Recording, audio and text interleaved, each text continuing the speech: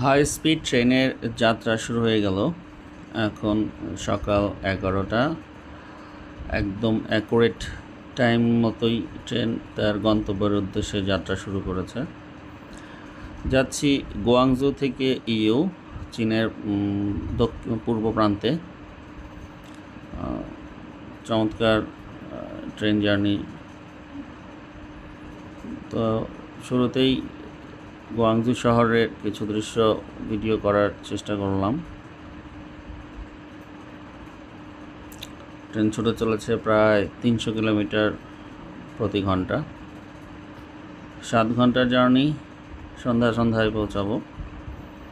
Guangzhou শহর modern developed, but কিছু কিছু জায়গা দেখতে আমাদের ঢাকা শহরের মতোই মনে হয়। ইন্ডাস্ট্রিয়াল এরিয়া, রেসিডেন্সিয়াল এরিয়া, চমৎকার বড় বড় চওড়া রাস্তা।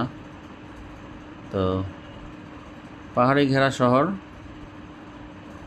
যাত্রার শুরুতে ভালোই লাগছে।